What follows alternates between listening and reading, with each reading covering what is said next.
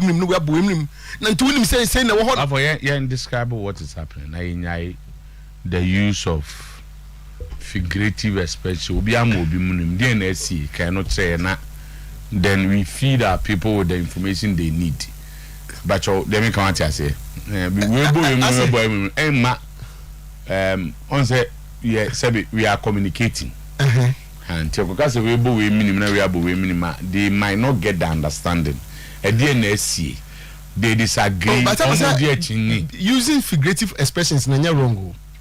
On radio you may not communicate what you want to tell them obeso ka semtre almost specifically and so gas obi abo bi minimum a omo ntimi nyante ase de wo pesa wo kire omo mentimi ho ase ba o menu ntam che say on what ba ko nim se sa na coach ni ne CEO no omo ntam all alone but one kan kire omo why na anka de onim na anka ensema bayi na afi o ka chom so we say we wo ho e kra no so minim we kra beto manim we so be ye say tisiasi abo am we minim bo I don't think so. Okay. Okay, ni say one more mutie no me wogidi so manya ntiase and what you want to communicate. Tino so atiase. Tama the man yem ni bon say otis and bufu ba kono say ade no deda nyina won kan kire me. Obufu na nyeye. I think the bottom line is that all information bi ode boy be bua mudwumadie ni mu nkita hodie no. Ndi so obufu e wa wasemo but at the end of the day minimum bo.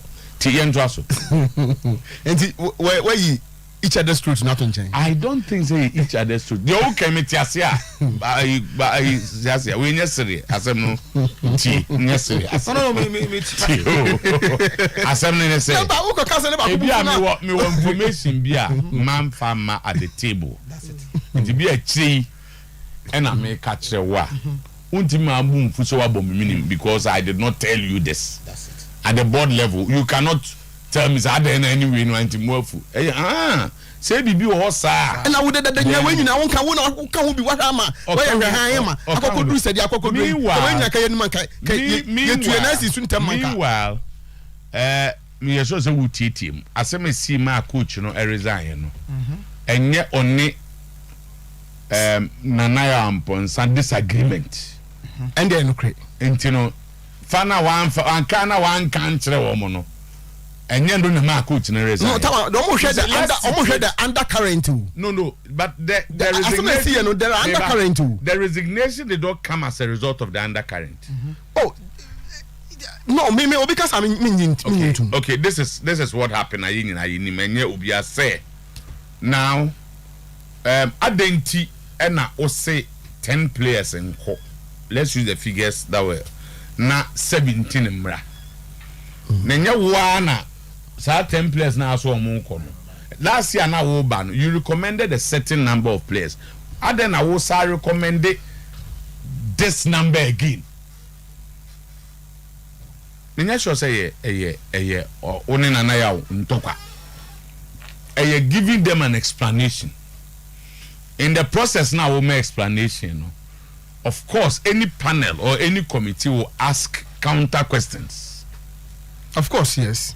And if only questions, you know, trigger undercurrents. Like what? Give an example. For instance, to say the Ubusa say players last season and coach, you know, who say some of the players, you know, or almost all of them are attributed to one. So what is the undercurrent here? And one say. Assume sino benten o ma mobobom de nyam nam de ombae enti neno dem de be ye de mimi susu se ebeboa. I want to situate the undercurrent na ebema minye biem na ba no. I don't see it. I don't see when you meet a boy unless me sure say obemfo I mean he's met panels and before you finish your PhD not less than 10 times you have met a team of supervisors. Now no better how no. He understands it, convince them, tell them why. So what has the undercurrent got to do with this player anyway nyam nam de omobae and I say na still yeah show na say so accept say na buy why na show bi say na the discussion e kon de na say akwa say we accept say no don buy a board no na ebusa onsem so you explain to them. So I'm saying say for instance we me beto no net say on say who can say Acheampong ka so obehia the report no because he wanted to explain in detail to them. So when they say me hear this 17 because when you pick the list, the first impression you get is that he's looking for 17 players. Yeah. But for there are about 3 goalkeepers. Two na bet yeah. Goalkeepers no. Ebia do bands events. Kwamba is going. Yeah. We the situation is intiminya we mu mienu a. I think he had the best of opportunities to explain, and we are sure say we a teacher near the level now. A opportunity for him to have explained. Yeah, but that opportunity, anybody who wants to bring in the issue of undercurrent, I know Obi talk on. I find it difficult to agree. No problem. I find it difficult. In the time, Monday meeting in Subebaso, Ogun will meet the technical committee of the board on Monday. Yes. And then the PowerPoint presentation will still come on. PowerPoint. Yes. Sana, a explanation of the so-called 17. I think this is how that meeting was started. I did a lot of checks and ran a job. That meeting will come on Monday. It said you can and run. But the first part of the meeting, the issue about whether you still insist you have resigned. But probably they be sure the name. But I bet clear at that meeting, he was asked on 2-3 occasions about whether he meant what he said. And he said yes. Okay.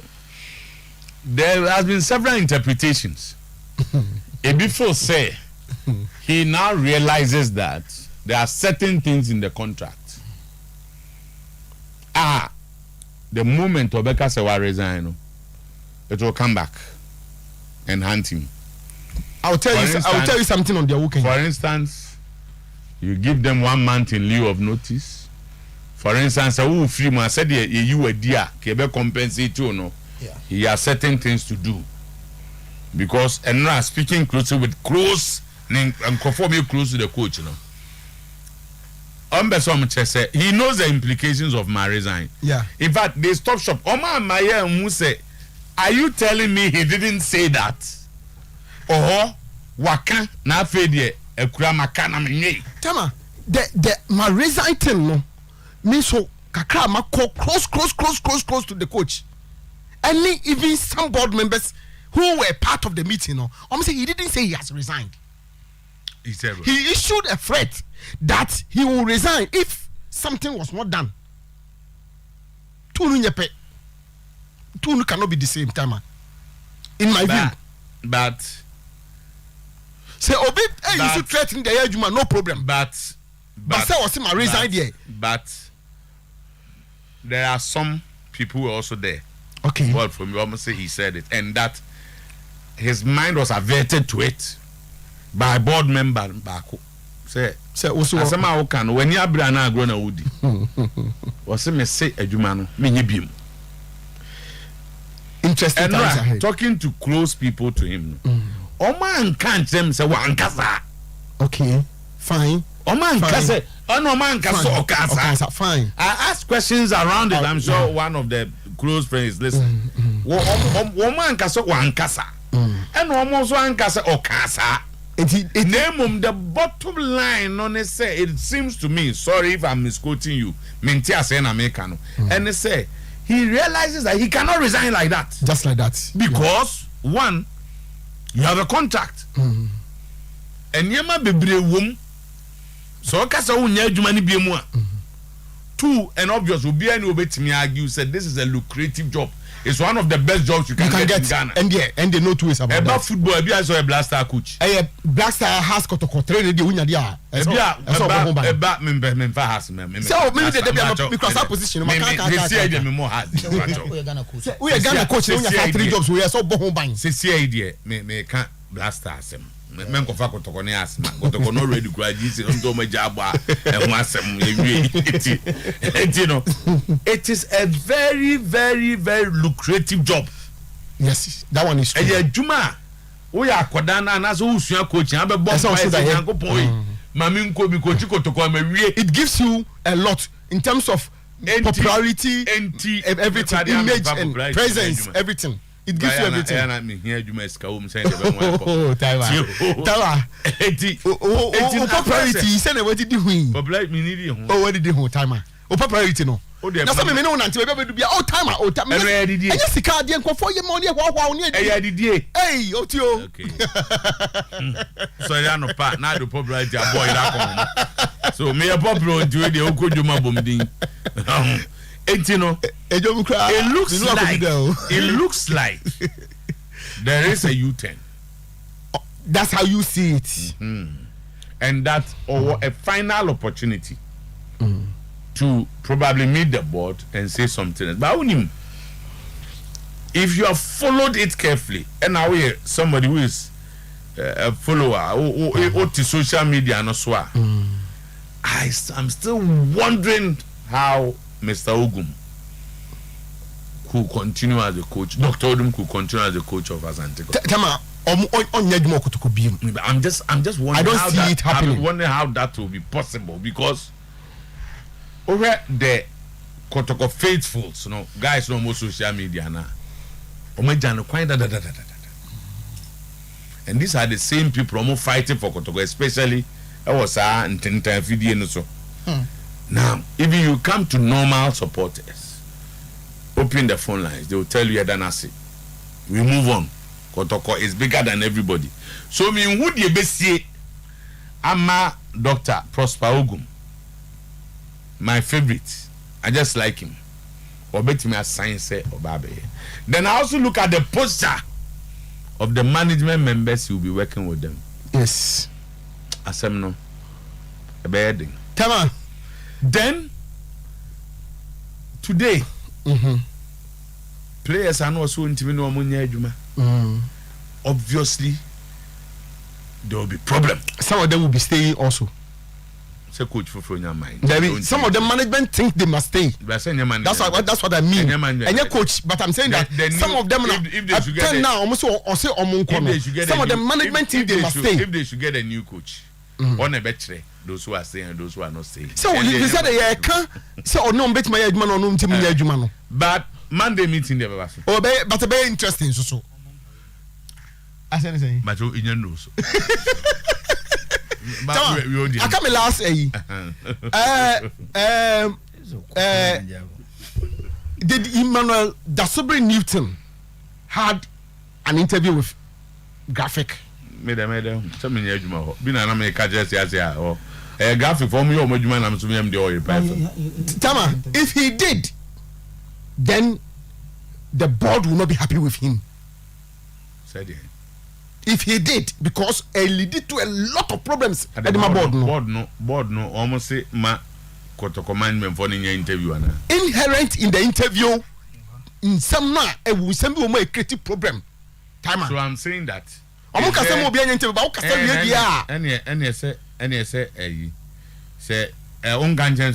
interview. Na say obi abusama sem na makadem ni ma che na. Na akofa asem ba. Asem be na dia ba. And some a day but Mr. Monday the time Monday will be interesting. Can't you sponsor me to go there? It will be interesting. Because me take here in and around Dr. Ogum no. His people thinks in fact Kotoko has sacked him. Yes. Come on, first I interview now. Mr. Dasobri any agro. Okay, my brother has pulled it for me. Ogum's resignation decision is irreversible. Dasobri reveals. That is the headline of Graphic. The writer. Go to some more kind. A headline. You know because because person may read the whole story.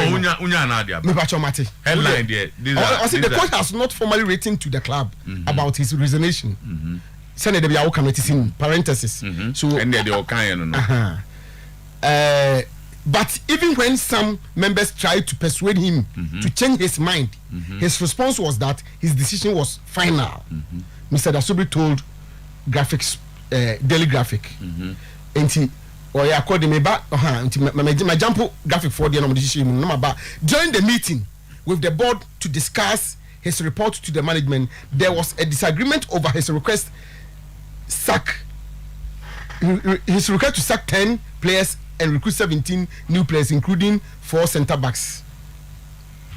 It was at this point when some members of the board questioned the justification of some of his requests.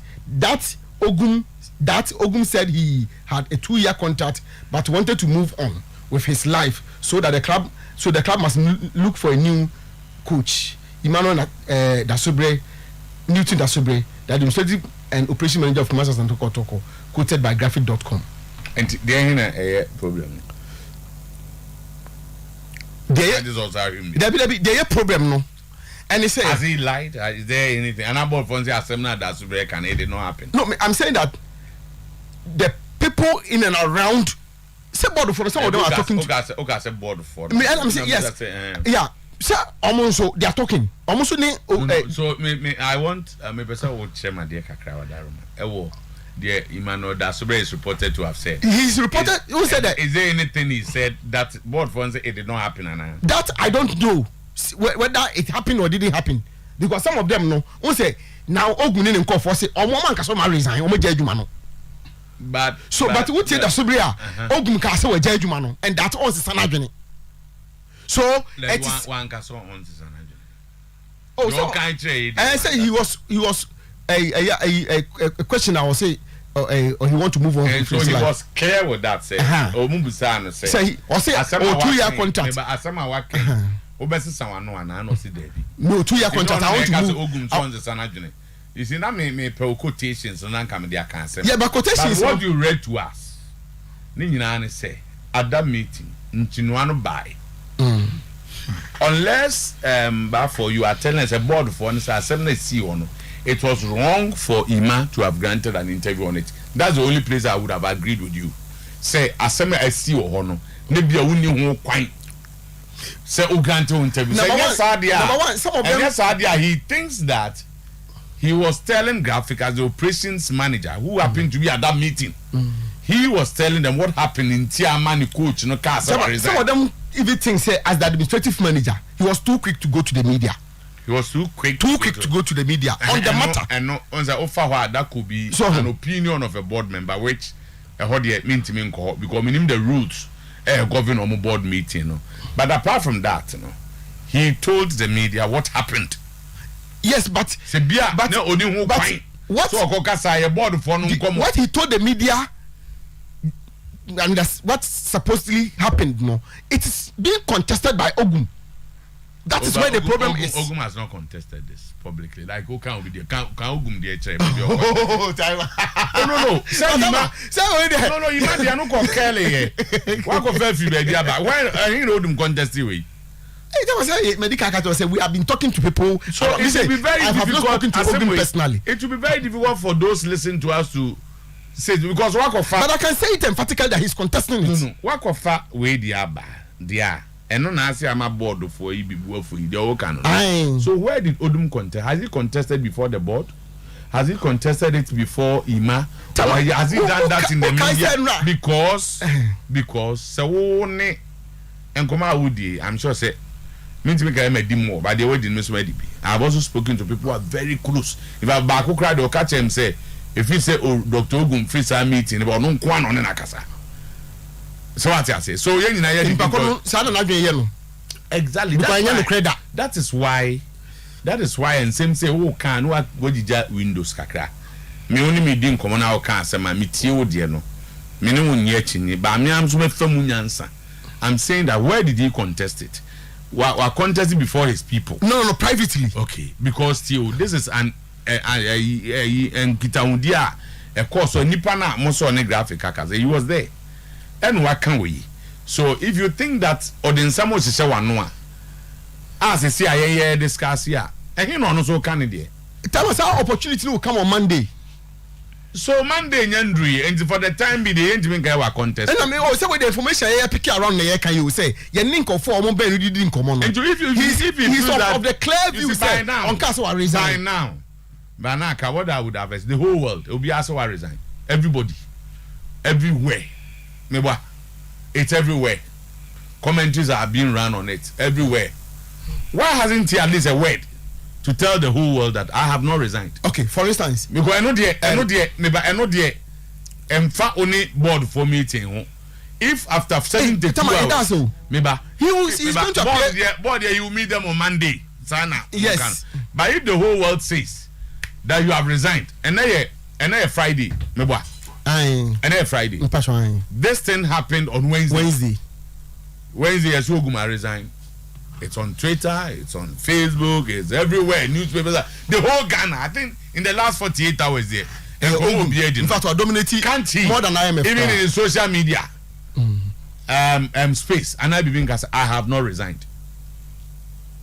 At least that could have helped the discussion. And we are seeing now, including the supporters of the club, say we resign. Ninkro for year. Oh, ni biadin koma, me so ni biadin koma. Can we expecting one person? There are people who tweet on his behalf. There are people who tweet in Nema Oye.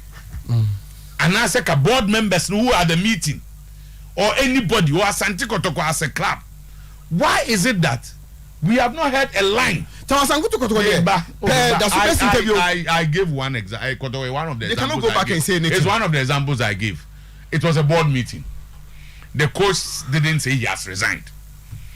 The director of operations, as a operations manager, says the coach has resigned. He has granted interview to Graphic.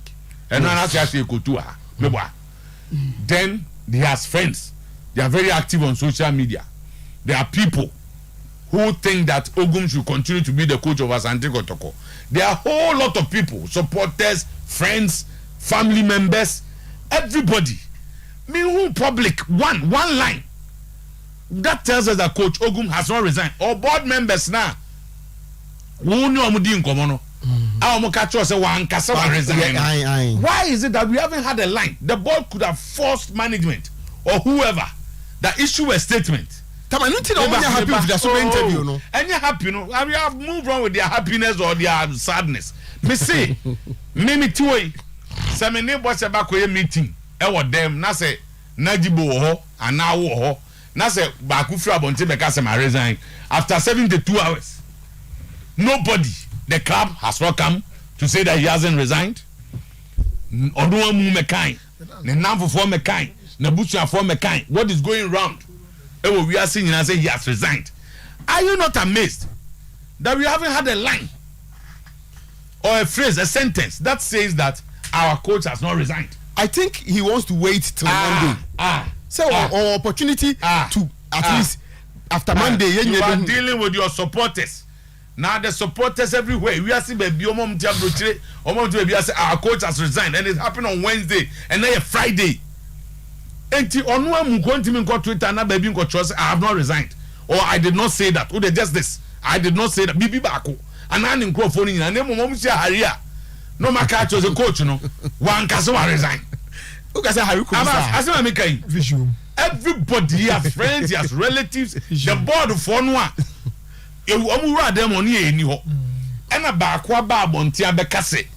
Coach in resign. The technical board for technical phone. I don't know about Kukra Mekasa or buy a Nimuno. One Casa. Now I'm happy with issues about Bontino. Would you question? If they are not happy, no, I'm telling you that after technical people are happy because the news is traveling. If you are happy because okay, name no one person about Bonti. But me so just about who are no sma. Timdo, they can even call the chief executive. Say, look, go and tell our supporters that that's not what the coach said. Are you not surprised? I say he reserved the right to speak to it or not. You see, I have sidelined him. But Romana and Penny for no better on him. I don't know your interview. One can't say resign. Question me, Busan, I don't know about what it is. That's what about some cost to our Montano. And your son, a coach in the guy. Some put some see and Treffy, a Benquada. If you are the until Naswada Nasunya, as I'm not a canoe,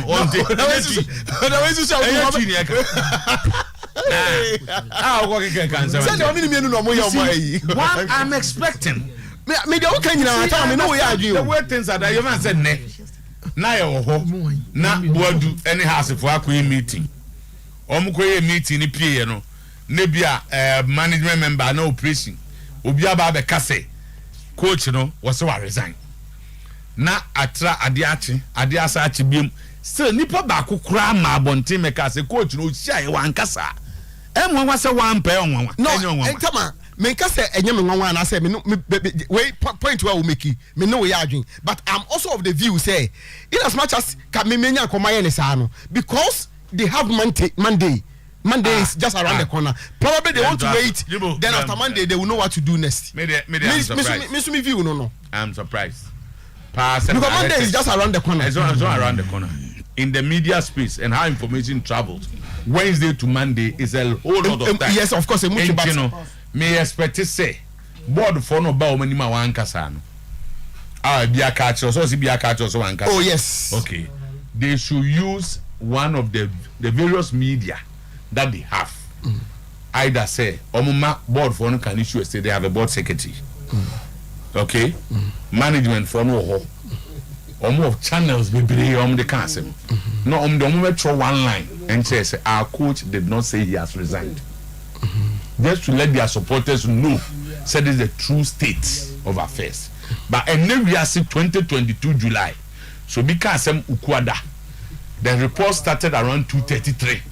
Say yes, coach now resign. Ya traho ukwada ni nyina ya antewe ya koda ya de chen no ya wada. Obi ama meka se coach ne nkasa. Ifia de ni coach na mu ote onka ho hwe. We the president Kufo ne resi dun ketia story no report. Say paper bia report to say president Kufo so nyame obekume. President Kufo meka ho hwe nto nyame obekumi ampa. Resi dun ketia daily guidance baby no kan. Tama na so refi honorable items at the so dey na o say the goat looks like me o say are you a goat engine related and we be the court draw no for to as one and no draw we no say or the court and no say my lord the goat resembled me and no say about wait here me ya dey say he said it next side it should come and yo mami joga kan enko a chetty for no pain. Somebody one more so. Send me a show, see me be out here, Boko. Oh, a problem, you. Okay. Problem, apart from Haria, what to tell someone. And I swear they didn't come on be. But I asked same questions. I mean, Busa Harry said, if indeed that's not what the coach, what's what he meant. On the man can say he didn't say that. So, yes, son, I know patch. I'm saying, and then, why haven't you come out to make some clarifications? My mention simply may I feel say as a country okay recently Mr. T campaign be say me to me say how you gumi your coaches be at a point Mr. Two only the national teams only the club size no more my resource recently we are not doing it until baby your clubs your national team I na expect some person mudu no technically ya ni weak kakra inti menya ye investing in our coaches but say me feel say if our national team your club side because they say you to you can say but move to my carbon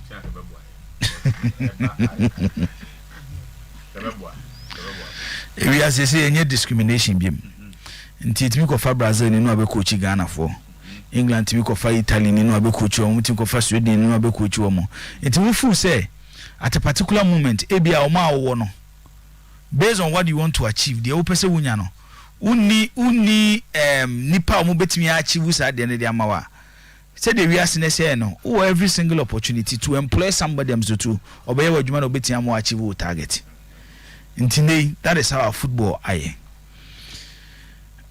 me when news ne ba bonten on Wednesday mate a whole lot of issues na wan and metna ha ka say not a single person based on the information I have can say Dr. Prosper Nate Ogum at the meeting and kasa wa resign ebia betia kasa o kan de bufo so metia say but untimi kasa wa resign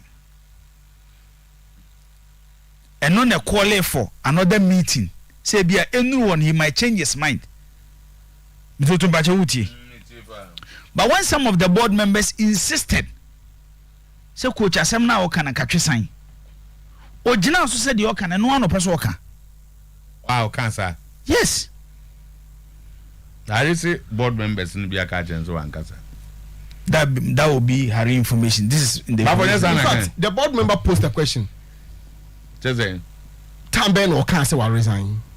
Your one in the casa. Yes. Did you speak to him? And that's been a so no through an intermediary. Any to what's kaka. No problem. No problem. No like no. If it is all you. But me the yes. You to the meme huni after Wednesday they say. May I sure say people closer to him. I catch and say. At the end of course no. Anka be ya anka twesan.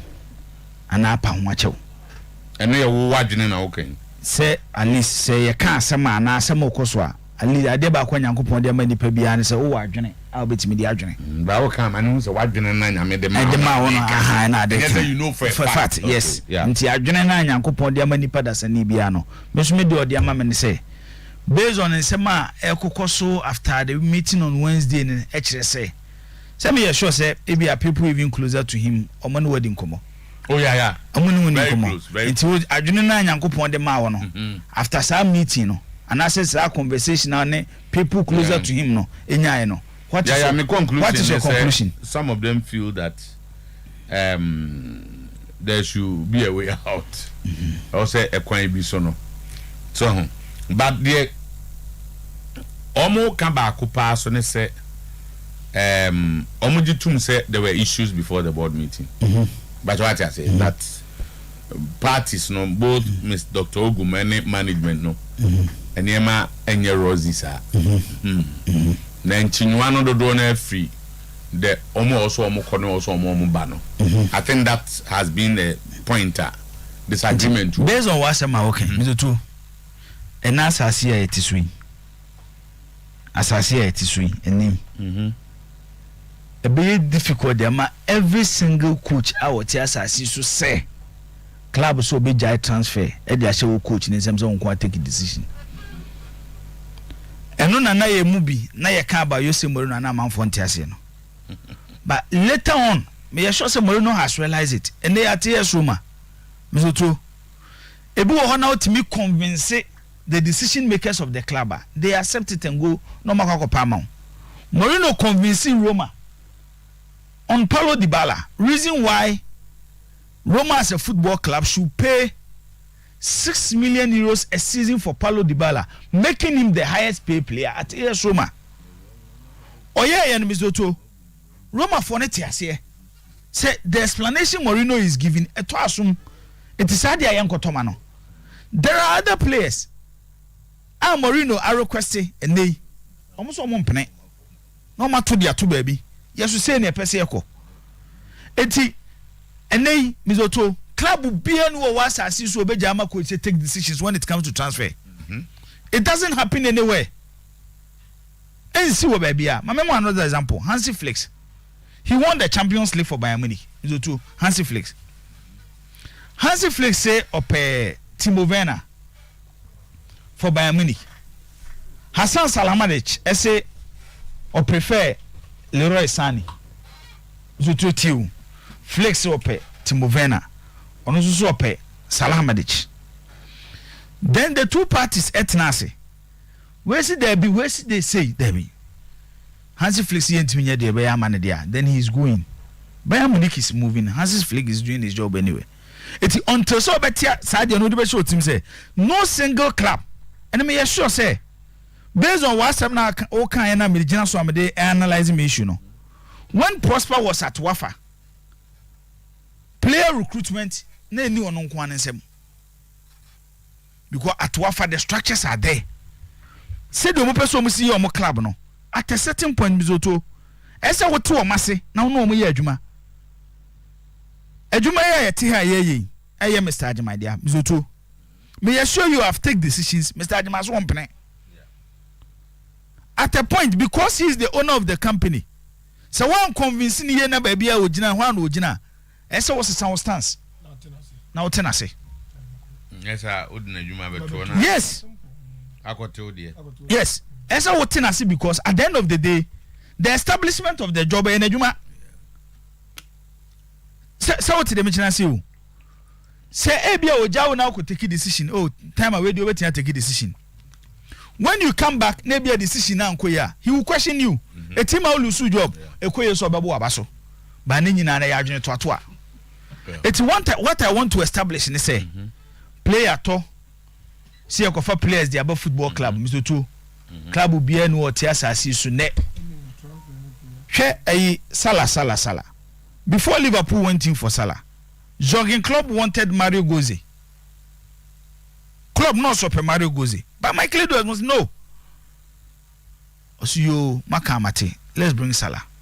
And they Musala, arguably the best player in the English Premier League. So can go say the best make a question and say, and the way you coach her, you will not get the free hands to buy players that you want because Mr. Club will be able to be the club have the structures. Our dear Juma. Either you work according to the structures of the club or be free. Ube free now na club no so move on. Se me ya na mete say you say we mpe we asem we nye we. At the end of the day, Mzoto, when they prosper by is this management? Is this management? Someone penasa man komo go fanema. And then na make kan wa ha say, ye nyina ye nipa no. So we nipa na wote asase so na Mr. Otuo, unye ready to solve problems. America ni biem. Kotofu na daka wa aboaje mo ho. Na fa ho hyem na kosi ho.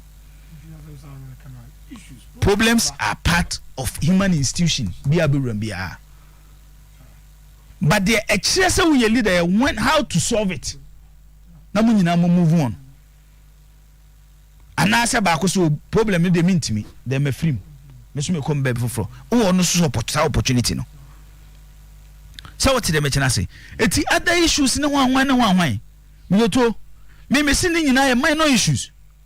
But what I've realized, they say, the Ekosi board meeting, as no.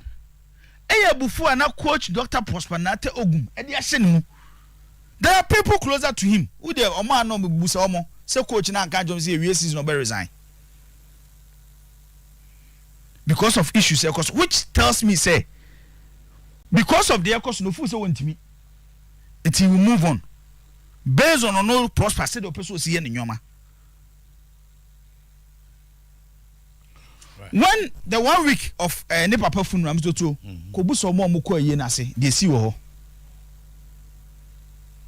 de si wo aye na se then it's here Mr. Otuo, when you sit in front of board and I have full meeting a board of a club or more na point to be they pay you come and let's do meeting now catch them say September just August sorry and I bet me it's the club that pays you. Your permanent job is Asante Kotoko, not the local Black Stars. Yebeshia Tuesday and they are moving on. No, me can't be Siasamsu. Yebeshia Tuesday. What's it mean to me? Shamu Tuesday. Me call your Black Stars Juma. Because all your Black Stars Juma with their permission. Agreed. Agreed. But what I'm trying to say is say, when a board of an institution, institution away Juma, any other job will be away be a secondary job. Say they were signed permanent job with the Black Stars and I say F na. Ka oba kotoko no be makotoko fo ate ase. Say my sign contract. Me ye Black Stars Juma. Yitua me ka wo ho. Ti mo kotoko so mo fa me ya ha na ma ya ha. But once I can say kotoko na ma the permission. It's a chance and the decision to even work with the local Black Stars comes from Kotoko. No, but that's why I can UTME. It's when the directors of the club calls you. Me say Prosper is a fine man. But may assure say after what happened Wednesday, and they are nipa too sometimes a buffoti maybe. But people closer to him. What happened Wednesday in the day? I advise him to say, coach. Say say one resign. And I'm saying that is Harry's information. Okay. But information I want to say. It's very difficult for anybody to convince me. Say Prosper one resign. And I'm a question say. say we know obi a oye closer to Prosper akasa na Yeah. say ane Yeah. based on adwene na Nyankopon de ma wo no uwie woni ne nkomo ni nyina no on that side there na be kan de afa ho information free him ma wo gidie so I always believe in my source me just ma there na ma unya gidie so kan me to o kan go say he was even asked say ugidi say wo resign ampa me to yadwuma ye say yekuwa so tell me say one thing everybody should understand say in this job adwuma ye one, you need to create links, you need to create relationship. And then meeting him, you too. Young fan say Pedro Pinto comes out to talk about Cristiano Ronaldo. The common knowledge will tell me say, based on say the Pedro, any Ronaldo city no, and he's even part of his PR team. As I'm not can cray. And right here 4 days ago. And PS, is it Morgan. PS Morgan? Reported on Cristiano Ronaldo still refusing to be part of the Manchester United team. You know, PS Morgan is close to the camp of Cristiano Ronaldo. Paul Joyce? Liverpool. It's difficult so make news on Liverpool. I'm to enter them. There's a way Paul Joyce and I say no, I'm trying to say based on how you have built yourself in the industry and the links that you have. It's difficult say we to the information. No, you will be over. So you don't doubt it. A very difficult say me doubt too. Because you have built yourself. Say why in us. OTS you can just pick a phone. Yeah. Ebi awafi will be closer even at the FA. Yeah. Say the matter. Yeah. He can tell you time I no correct, time I no correct. Based on the nipa. And me sure say obi a we journalism work bia no. Reason why we get news e links are creating. Ebi so issue boys. It's part of the links. because me tie na fancy Harry man the boys ni bia bamo. Say me ni closer. I will not open up to him. Okay. It's Harisu and the boys, sir. So you are sure, say Okaso resign? Maybe the MSC based on the information I have. Okay. He said it. Okay. And there are board members are no meeting this one. They even insisted, on just as some can on chin sign. What's it there be? Beer say the other side of story now, man. Obi try to convince me. Ebia mega say, Okano webu fuso. They Harisu Wanka. By the end of the day, but from was also Wanka. So I resign. Aye. Wanka. So I resign. Who did you know also Wanka? Okay. At the end of the day, Mr. Two, here we are some and say, this is a board meeting. These are directors of that. Don't make answer Wanka. Oh, time I send the Wobby Makacho say he will have an opportunity. About as in the woman as a third part. You over to us. And you know what decide is I didn't see the on Mekasa one can win because they say no or I catch it Obi. So I catch us a wanka. Wakatu Obi. Oh, can't tell me. Wakatu Obi. Yes. Wanka. I don't know and Namusa. And tell me the mommy GD and say, Oko the other side that. The board that he's supposed to have met them no. There was on the board for Nkasa in 2 days. Oh, tell me about board name. On say the entire information and send you don't because you have not dealt with the board. You will be next on the board for Akokasa and don't know catch you. So me say a bit careful. But what I say? Say time I say is sourcing for information there. You use means. No, so that's what I'm saying. Say me. On say my careful a close friend, I think the closest guy to Coach Ogum spoke with me for over 45 minutes. But me buy my a bit careful kakra. Se kam me amene ne kasa ya ka. Mano be ding achinsa. And so obi so ono ne board for akasa. Na nye one on the board for I'm saying that so would you then be baby any pa chrono se na sem no enye correct at the end of the day na will publish him and kwabo no problem. Since you did not speak with the board Matthias here but enter na make say ka de beboa pa ne say board of directors sebi coach na betina manim into two anoma ho mfa nko kire panyini obai no an kan kire mu so wa resign ukuada ewia ana sha say ba bontin and over 500 600 radio stations. I will be our time or their sports. Everybody is saying that your coach has resigned. Coach name Watibi. Ne nuanom ne namfofo ne ma ne yerenom. Omo nyina ati. Coach no so catch him say mankasa. So can't any of you back who can't try there to Facebook and not Twitter baby best spread it. Emeka said the coach did not say that. Board for no my din e be on the almost strategy no. Coach na mu so e dey nkro for no mo ka kire wo hari. Ana de ono ne board for na kodi nkomo no a. Wono board for no ka kire ne say wan kasa no. Ono so finding the need to even place it somewhere. Say I'm saying on authority. Now no Piers Morgan do because say me Cristiano Ronaldo. Ronaldo Nebeka say, but say I have spoken to Cristiano Ronaldo. It doesn't look like he's coming back to Manchester United. Ebasema obiade God. Obiade. But those people are not coming out to help the conversation. Including, and now there's a question I posed to the anonymous didn't come on and say, and then some no viral. It's all over the world. Say Prosper Ogumneti doctor PhD has resigned. But if indeed he did not say that, I don't know who back can say coach no see aboard no one kasa will resign.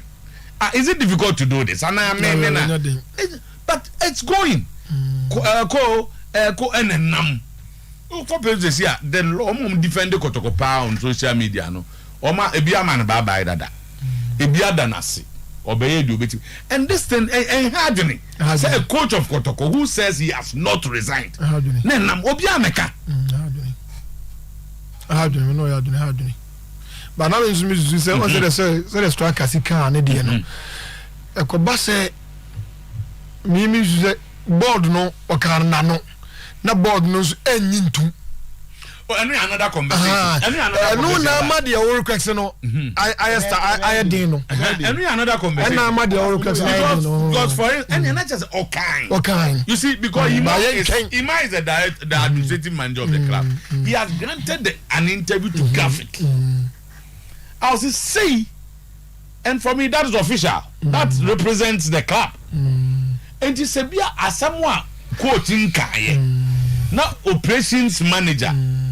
Ababe kase coach na see na menam wo board meeting ni bi enye nwanwa say board for no so bi fufuro bia meka se coach no wan kasa on the asasem we dey say come hari die no a o se ko ba se edi 1 week kura na board no e di statement bi ba o metima clear o mo se asem ne ba ye no mo te se ka bi fa ho afei na asem no yesu ejina breni ntezi ase eye no kure se enye no kure on board any coach ni nyina no obi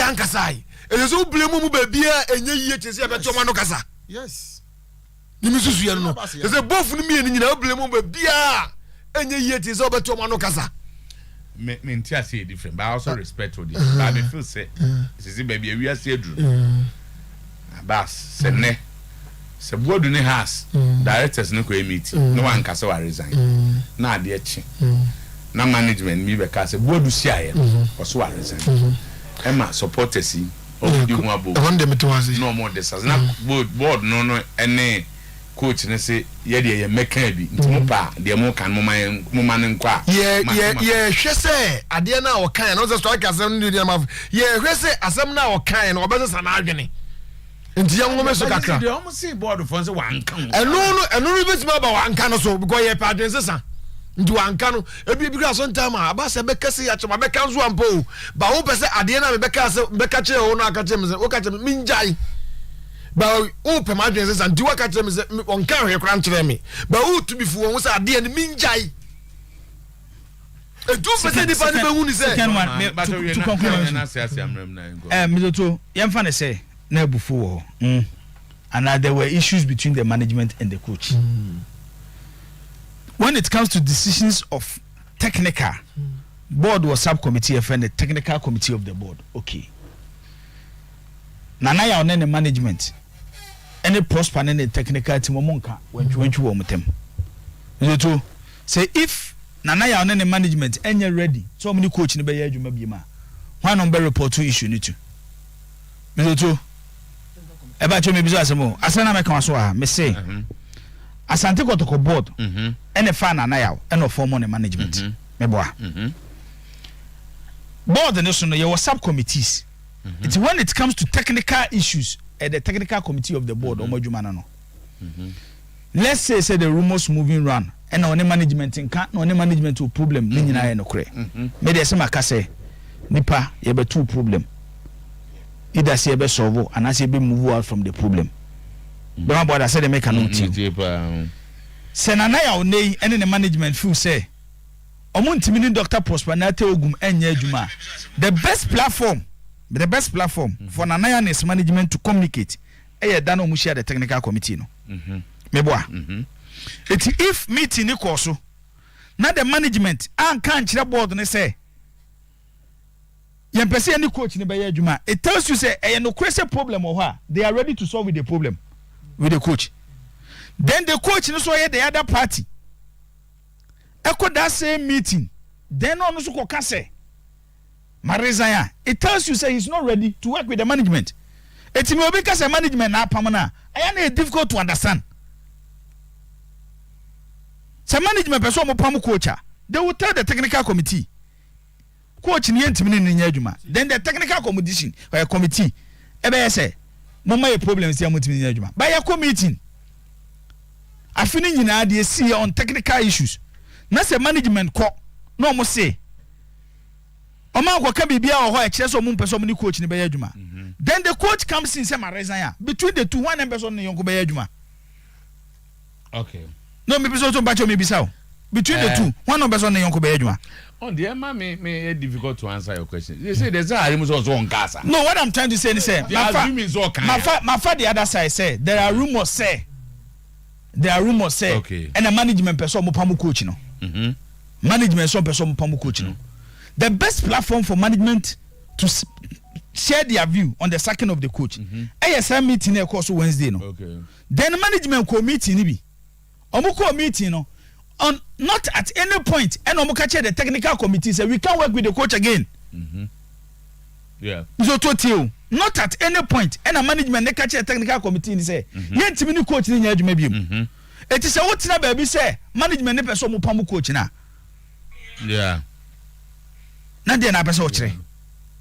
Let's say you have no case. Yes. You have no basis for that position. And any possible that say management coach technical team board Otuo some so mo be adwuma problems ma okay so me say ba na me dey na say o say the hurricane example say me o be say BBC ana bia ade no pese o siesi ana striker afre o say asem say ni ate say Abbas aye ni esi e busa wa we say the waye no wo ya aware na ana o si da bi but o be say o siesi no ubetima gire dabi ni so won wa haridia no ubetima busa board member na board member no pese asem no mu siesie nti ubetima gire dabi wankasa Abbas unim they all can ye Sedoka street sense feelings ba me kasa from a PR point of view so when there's rumor all over the world say your coach has resigned for 72 hours na so nya wano me from say the entire me want me to was and me ntiase the happenings of the world today I think it's dangerous me so no ya adwene sometimes it be by the time no awo mra meka say and this na a lot of harm might have been done Nam ga asem ne ba ye na obi e ka bi na mwi ase nyina na nka bi a line ba ko bi kotoko omo ye very active on social media ne bi nanka board for na order those who are in charge of kotoko media and say mom meka say asem no nya no kre the coach anaya no kre enzemienu interview with graphic put the board or even whoever who want to make issue any other statement in a tight corner. They can't say anything. They can't say anything because that makes so it the manager goes out there and say the coach's decision is irreversible. That makes it so the Abbas can right and they go behind the scene. Make sure say the official committee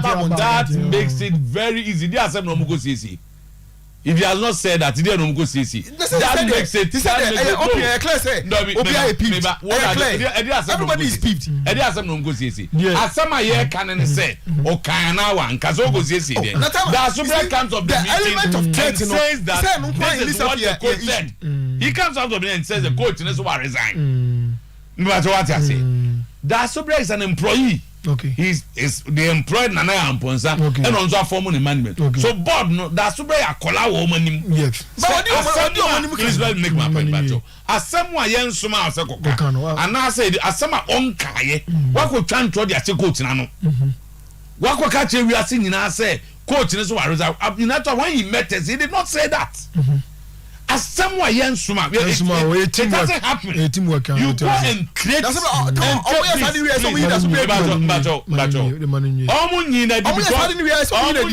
because probably he said it. So on Kaya, I may say Yakosa them a meeting. Oh, Canada, now management member no. What kind of bond is a coach in the can say? Abra throughout Yanin interaction, no. He didn't say that. It would the club na kojina baby asama on kind wakoka. And to when no my dino on amibu. And mama who say Abba say coach no said it name said the okan only penny for and almost person that's why you use the Yes, yes. So me point then say if somebody comes out to tell us one ka na anasa okan name you feel say penny do matemante it's different. But if I catch as a board member say one kasa, that is where I'm confused. My confusion is so what I say okan name assembly me that's the impression I got when I spoke to people. But say I could share board meeting coach in your friend asema one can what catch a man so kind and with them you know I'm finding it difficult for somebody to convince me that he did not say it. Anyways, Captain 12 Friday Brian. Well, that's it. I'm only hoping that now we Monday meeting at Ebe Basono. The board members any coach Ogum. I'm between my cotton and now almost solve issue no na do be as Obiako because I clear say the two cannot work together. And my source tells me say the tanker meeting after tanker meeting board members need to to say the two cannot work together.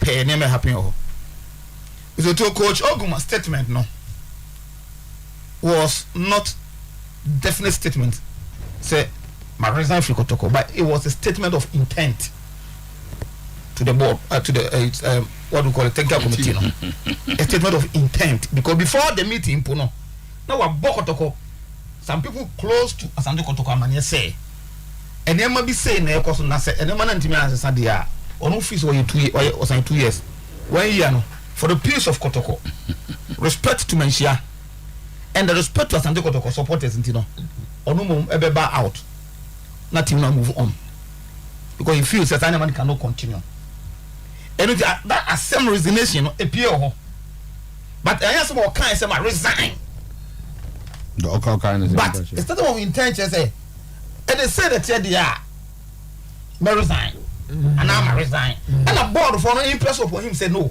until the reason why board no I silent you know if I no man can say we command them meeting now you and now we plan and command them meeting once you have this kind of so I resign as well resign because no move said that other areas as a coach no that PowerPoint presentation no until Monday that was where Busa coach the coach Nika say because of more Black Garrett's game no weekend where we are about the next weekend no Benin and can be available on August and a man almost I catch and say no so Monday then go we are recovering and to be anya ho a and we accept it the one no move away and a man coach no we no be coach no dey sa request say o asem ka a o kan sa asem no e do kan na some of the board members feel say no on to what say o kan say because a statement of intent say na air me feel say any way which I cannot pinpoint any specific in some no kind you know then it has to do with the disagreement with the management and your board room. That makes the conversation difficult. or say me be because so there may be a kan ya mo discuss ya na coach no no inside no e bi ne coach no so pe at the board meeting my information was 17 players or 10 17 and the coach church mu o church mu no o free say yes o be here better and further explanation to that so e be a Monday no e no kan on Monday meeting be so and no lead you to statement of intent. What led to the statement of intent? What led to the statement of intent? And they say he feels to say there are a whole lot of issues. Be a air cost or no. If you players last season, you know, you know, if you are not transfer, and that's so you don't find man the brain. If we say a name or no coach, no management, no yeah, it's an abuse. Say players are call even trials. Players are call. He's not aware. Or not as a coach, at least he should be in the know. Say the player will be coaching. How they plan it? Or also on your way. Coach Nikas. Yes, that is what you gotta have to on your way.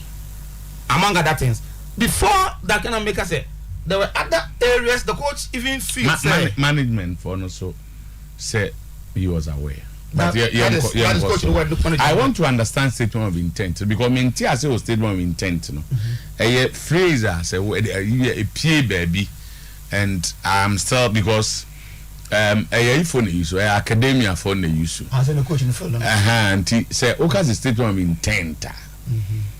Me I say e bia me pese me kosua de wo University of Cape Coast ko ye PhD anabio ho no atro krata now they akire se me pese me besua de wa na de ntia me pese me besua de enno sa on en na wo de kire se e bia house of folk from fam na mebo ball ho ana me meye adwuma na me nya meye adwuma wa ha na de me ba metinya ya na de me pese me ye ti me in this context no say no intent no tell me how he presented it or can say me resign me resign based on 1 2 or 3 me resign. Okay, that is I like that. I like that. So it comes back to the fact that he made that statement. Oh, he made that statement. Okay, he made that statement. Okay, right na ni pa no asem ka no e bia me wo same striker about yetia o wet mark asem ye nya ye ko tremba bia e bia interpretation be different. Biaso be sia ka no na say dem tias ye e be ye no e tena no na me busa question say you want that super statement no ye wo graphic no me mfa na say kotoko official statement na because kotoko say club o mo medium mo yo information about graphic in ka ho right. So kotoko they have also granted interviews to other media houses. Say Prosper ba how be interview ano untimi nka say asema o kan no enye official that's okay. And I even now Ponza comes to sit at Oyepa no kan asema yen ka say enye omu channel and therefore that statement is not official. Official communication avenues na make official communication and I just say but to otna you see baby obejina bia kase bia no depend on who spoke it's deemed to be official. Good. So and I will say that's about the nobody me father as official then I get it. The one be free say if say board committee a subcommittee of the board committee now say if statement back out I think that the board the then subcommittee would then have to present everything to the board in general board chairman now yama approval na so the manako so for a management member or inviting in the meeting say on the asem no ever out no na we say at the end necessity that say board on what now the board on say then the management member comes out on the can adhere on behalf of the board and a board no so aiding so am board no aiding maybe the meeting on Monday in no but now because me personally maybe asem si one work and board no no and also another you are with consider because me personally I've spoken to board maybe almost one more can I say they think say we are taken out of contest. Taking what out of context? Say and some is representing anyone.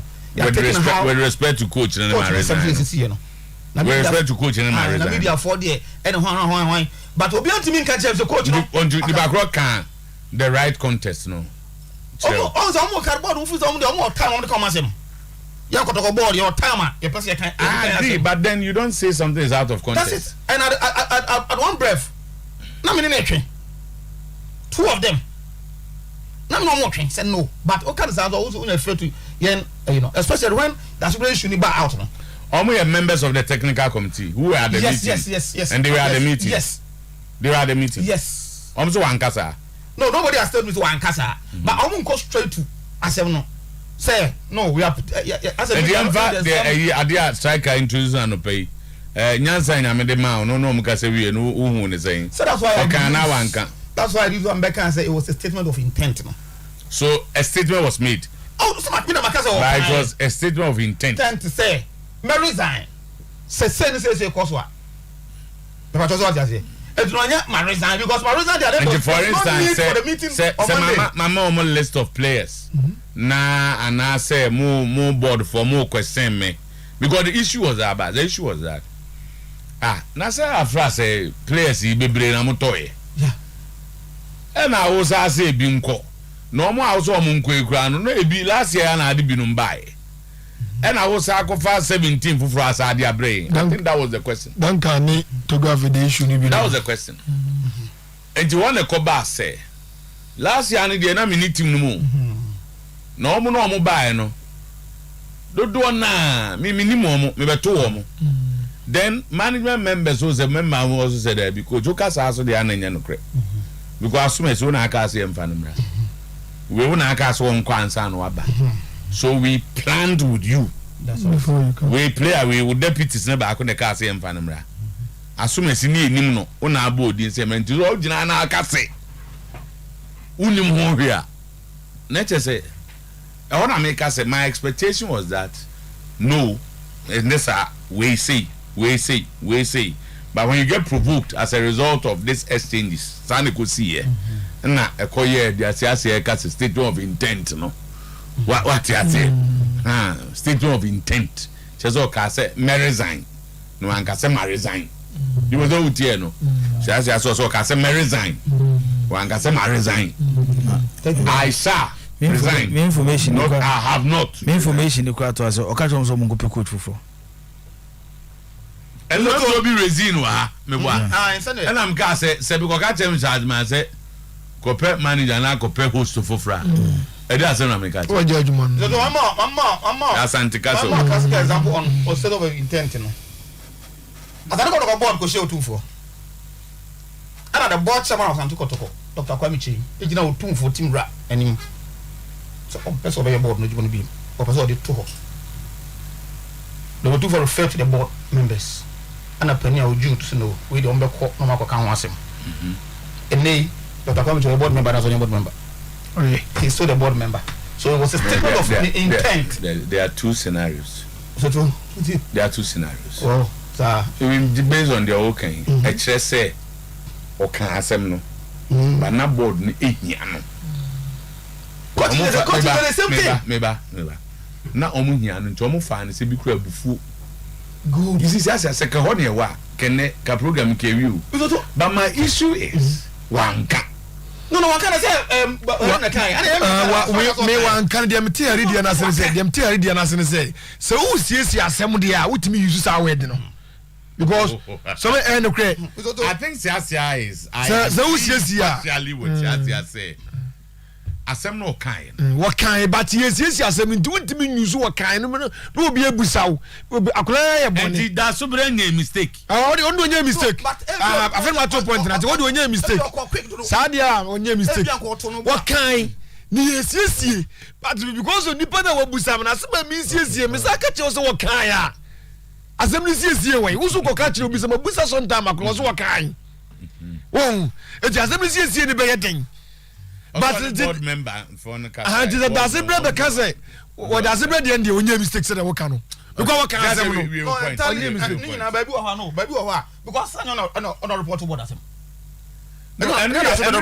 any procedure any because there have been times on my board meeting amana ba be kasa so any board for no say bia o contempt of court But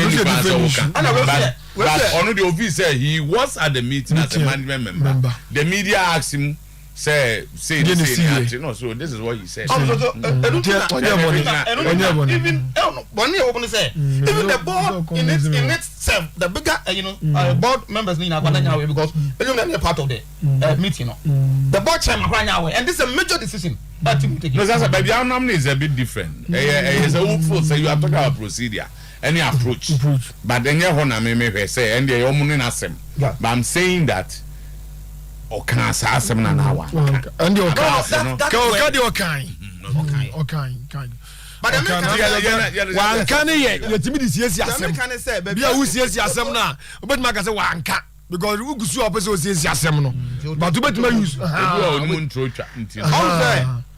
now the board no my source also tells me say after they see you know whether it was a statement of intent other whatever be the case Omo say the coach and any management no they cannot coexist Omo TV ntra enya dwuma bi I don't know who here. And some a PPA every meeting nasi. And some I must they don't intend to buy because BB any pushy a man that statement to buy. And on free say Sunday man any PPA in football circles. Sunday man a type PPA. The good thing is say the two parties no everything nasi. Now ya settle. Now ya part ways. So me about 95% coach Ogum is gone. About 95%. Coach Ogum is gone. All power wanted to go, and maybe the disagreement with the management will have no problem with he going. So too because sans when they see and say, I dare say, oh, beer, and come over, you sit him down. I'm a cancer because and some cobble him. So to say, you can see you come cancer man. There are nasty things that you don't want to hear. Oh, meeting nasi. No, they are also got to come. A meeting nasi. They are also between the coach and the management. Some can say nasty things, and I don't want to say nasty. Yes, also too. Oma kuntokwa na. Oma kuntokwa. Misoto. Oma to blow. Misoto. Oma di omo atem. Of course. Hey sir. Ebi akosu na. Atenie. Me see ebi akosu na. Ebi from coaching end, ebi from the management end. Like what? No, this is saying. But if I say next member, so I can add. Then say now you have created an impression. No, I gave. Yeah, they are tungo for James or my duom want them. It is a in term for Ninia. So Miss Matthias Kakra, because Bibi the CM coach in the coach no castle resign. And I know some Abbas resign. You also want to Ankasa. That very and you can buy if the coach was emphatic my resign there, Nanga one day meeting here because Kotoko have to so Musha some plan for there's the briefing. He said appointed the information can want to say I said the tanker meeting no. But tanker meeting for maybe tanker committee for no meeting Kumasi. Also meet you Kumasi. Then has to do with the Monday Umbisha body now, right? As Mushi Kumasi. You know how to do with the Monday, don't you know. Media just say piano. Once with the two in any bassino. Okay. Almost transit almost solve issues, no be partner ways. You never know what champion you're going to share. That's what I will say. About Swakasa now. Today, can say, no, damage.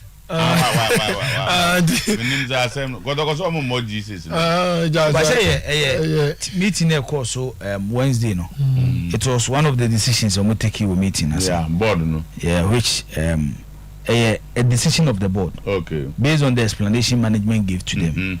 Or the because of the current you know. The other decisions of course okay. At the right time no. Cha umeka Ode. Meka a cappella. Oh, and Friday. With the hopefully nyame admot na search na be adwuma. Na me boa na one ma me ya because e mra dia. Ade wa muti because me ma. Ya ba ma me. Aso TV can the Jesus na no cre sa na ate no. Say ja. Gaga for they are planning some the Chelsea be babiship. Ya omunya ne sa. Na so me ya na so be da bia na e kan say edu ba bia omutimi Gaga for na atena Fofu nwa amana no mokwae. Saa hu.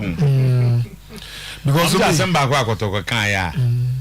twetwe ma so pa ne sporting integrity ano so ase ne say sporting integrity no ase mo body 4 you be am 6 mago fango fo bi abechim e ho na make us ga ka no e mistake no okay because me ade ne 10 ya che division 2 betima ba GFA cup no tomatana de no wa ma de na be jo mu nsem because other competition that say obi a obe GFA cup bia no because of Africa na ho kwenti okwa Friday bi na America no say 2 cents no se bi na America no ba me so aba ko se sabe nye kotu nyina na krachi no ade we no enye se adwene hu nyina bi wadwene bebrebe ba se ke tofo no kotoko ga so mo dia me se ke yemra ba ko top sense dia wa boto krama no okaso mo bibia ntire no okay because tofo ndi enimse nyina kwa gie tum se tofo no e ka FN constitution no wa ye nyina ye ba se eto aso ba ko top sense ya na obeto aso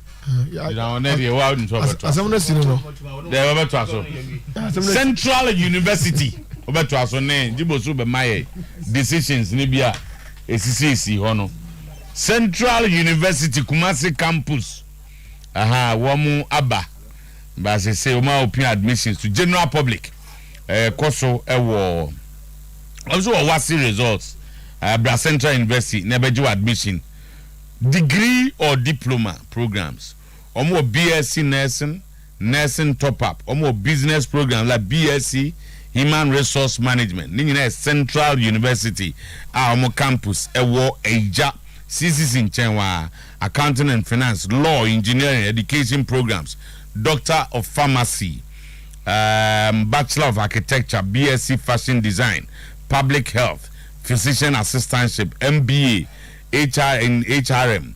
There's also Masters in Human Resource Management, Finance Management, MPhil, Theology, MA in Religious Studies, and host of others. We have minimum of C6 in WASI SSC for undergraduate programs. And unya D7 to F9 also a chance to be admission acquire 8-month diploma in business, health, science, and social care, IT, and law. And that's why when you direct admission to the university. School fees is not from you, but yes, our scholarship. Who knows? We have a weekday, evening, and weekend programs. Tiko Kumasi campus, a Calvary Charismatic Center, CCC, just behind the Tech Police Station. And I say, over code www.central.edu.dh for further information. And one say over 0247 842555 0247 842555 0248 401791 0248 401791 0244 885838 0244 885838 ni Central University o cement atwa no akoto Unisem Cement and on a Grace Race Company Limited omne agents of Unisem Cement mason for contractor and cran sorry schools amu pese mu sidan ana mu di dwuma bia no mu modern pa se mu benya Unisem Cement ibi the best say concrete now ye blocks tiles plastering Unisem Cement Ghana here na ye no ne bo no da form you can rely on it Kumasi ye was Santasi runabout opposite Unity Oil Filling Station on the Asoya Kasian War. Cement via Upi Biaco and Afre for number 0273 664 441 0273 664 441 0273 664 442 0273 664 443 0273 664 440. After Bosome Frehun Bank, and I old for my phone, no correct bank ne FSA, who sika fabra fabisi ho. You are sure said that Posika Bia Obenya, so per se ubi current account abra. Mo amute tafo pankro no ma area ho nyina mo nkoma 4. Bosome Frehun Ababinya new branch